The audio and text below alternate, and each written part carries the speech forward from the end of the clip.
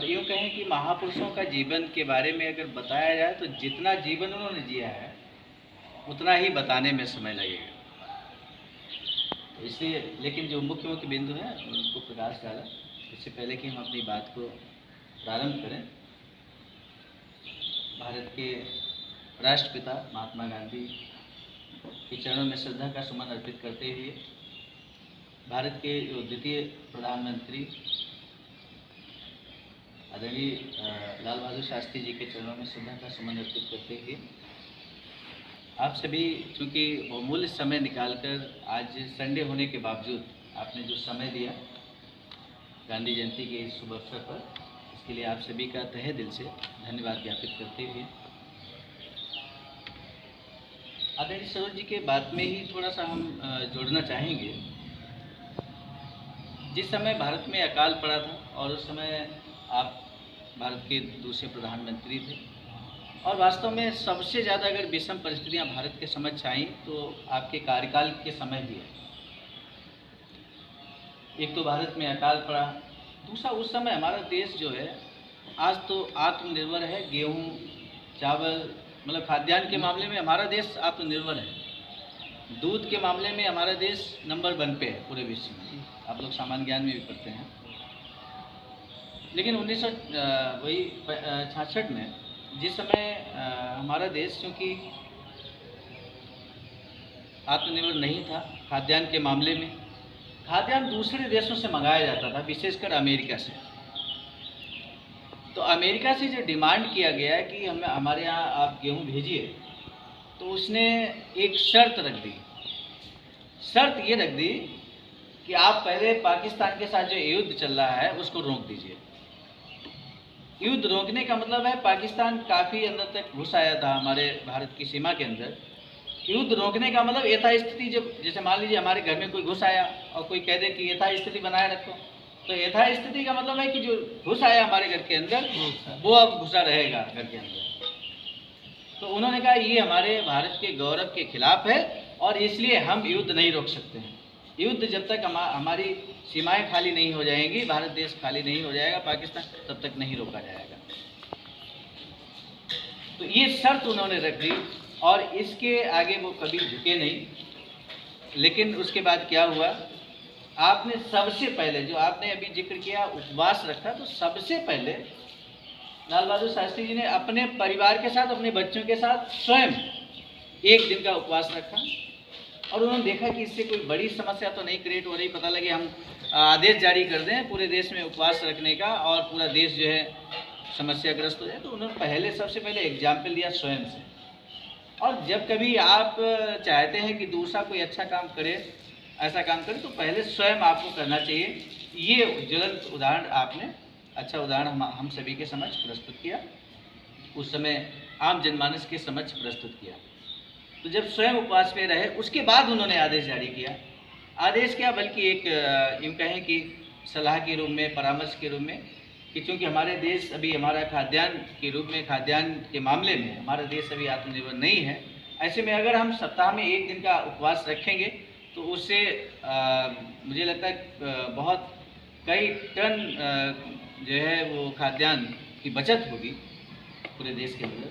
और ये उनका प्रयोग सफल रहा जब इस तरह से, तो इसका मैसेज पूरे विश्व में गया कि पूरा देश आज उपवास में है क्योंकि वो खाद्यान्न। तो अमेरिका को फिर झुकना पड़ा, इनके सामने अमेरिका को झुकना पड़ा और फिर उसने खाद्यान्न को भेजा। हालांकि बाद में जो युद्ध का है वो बताया आदरणीय सरोज जी ने कि किस तरह से फिर समझौता हुआ। आपको बताएं कि उसी समझौते के बाद ताशकंद में समझौता हुआ था, वहीं पर आपका मृत्यु भी हो गया।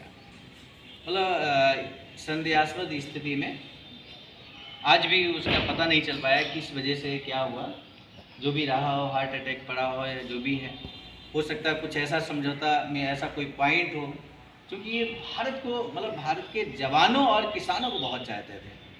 वो इस बात को जानते थे कि भारत का विकास जो होगा, सीमा पर जवान जो तैनात हैं वो रक्षा करेंगे देश की, और अंदर जो देश के अंदर जो किसान है वो ज़मीन पर फसल को उगाएंगे, तो उससे ही भारत का विकास होगा। तो कहीं ना कहीं हो सकता है इस तरह से जवानों के खिलाफ या कोई ऐसा पॉइंट रहा हो उस समझौते के अंदर जिससे हार्ट अटैक पड़ गया हो या जो भी कारण रहा हो, वो तो जांच का विषय था, जांच हुई लेकिन उसका कोई रिजल्ट हमारे सामने नहीं है, इसलिए हम बताने में असमर्थ हैं। तो इस तरह से आपका बड़ा जो जीवन रहा वो हम सभी के लिए प्रेरणादायी है। राष्ट्रपिता के बारे में जब हम लोग बात करते हैं तो आज देखिए अंतर्राष्ट्रीय अहिंसा दिवस भी मनाया जाता है। अंतर्राष्ट्रीय क्या है, पूरा विश्व इस दिन को अंतर्राष्ट्रीय अहिंसा दिवस के रूप में मनाता है। यानी कि पूरे विश्व को महात्मा गांधी के द्वारा, राष्ट्रपिता के द्वारा मतलब ये संदेश दिया गया कि जितना भी, जैसे अभी आप देख रहे होंगे रूस और यूक्रेन में युद्ध का माहौल है, तो उसमें अगर मैं समझता हूँ कि राष्ट्रपिता महात्मा गांधी के मार्ग का अनुसरण किया जाए तो उस युद्ध को समाप्त किया जा सकता है। जनरली तौर पर क्या होता है, जब दो देशों के बीच युद्ध होता है अंततः उनको एक टेबल पर आकर बातचीत करनी पड़ती है और तभी उस युद्ध की समाप्ति होती है। और यही मार्ग राष्ट्रपिता महात्मा गांधी ने दिया है कि युद्ध से कभी हल नहीं होता है, बल्कि शांति के रास्ते से, अहिंसा के मार्ग से। और यही संदेश आप याद कीजिए सम्राट अशोक के समय, अभी आप बात कर रहे थे कि नोट पर महात्मा गांधी का फोटो होता है और एक सम्राट अशोक का चिन्ह होता है, अशोक स्तंभ होता है। तो वो सम्राट अशोक की हम बात कर रहे हैं, तो उस समय भी उन्होंने, आपने देखा, अहिंसा का ही संदेश दिया। तो आज राष्ट्रपिता महात्मा गांधी का संदेश हम सभी के समक्ष है, सत्य अहिंसा का मार्ग हमें अपनाना है। जब कभी हम महापुरुषों की जयंती मनाते हैं तो हमें इस बात पे विचार करना चाहिए कि हम उनसे क्या सीख सकते हैं, उनके जीवन दर्शन से हम क्या ले सकते हैं और कैसे आगे बढ़ा जा सकता है। तो एक लंबा समय आप देखिए, लगभग मैं समझता हूँ 32 साल का समय भारत को आज़ाद कराने में महात्मा गांधी ने लगा दिया। ये बहुत बड़ा, जब आज़ाद हुआ देश तो आज़ादी, भारत को आज़ाद हुए मात्र 168 दिन आप देख पाए, और उसके बाद आपको मालूम ही है कि तो गोली मार दी गई थी, से जो थे गोली मार दी थी। तो इस तरह से आपका जीवन समाप्त हुआ। लेकिन बहुत ही प्रेरणादायी, आज भी हम अभी बातचीत चल रही थी कि अमर तो है ही, उनकी विचारधारा अमर है, उनका दर्शन हम लोग जब बुक्स में पढ़ते हैं तो लगातार उनके विचारों को पढ़ते हैं और जानते हैं, जैसे ही हायर क्लासेज में जाएंगे उनका दर्शन आपको पढ़ने को मिलेगा। लोअर क्लासेज में ज़्यादा नहीं है, बहुत ज़्यादा आप इनका जीवन परिचय पढ़ेंगे, लेकिन जैसे हायर क्लासेज में जाएंगे तो खासकर शिक्षा के क्षेत्र में, शिक्षा शास्त्र है, समाज शास्त्र है, इस तरह के सब्जेक्ट में आपके विचारों को लगातार पढ़ने को मिलता है। तो एक दर्शन जो दिया हमारे भारत को, उसे निश्चित रूप से दिशा मिल रही है। आज भी उनके विचारों से हमारा देश चल रहा है। सरोज जी ने बताया भी, जैसे अंत्योदय योजना है तो आपके विचारों पर प्रेरित है और पूरा देश उसी आधार पर चल रहा है।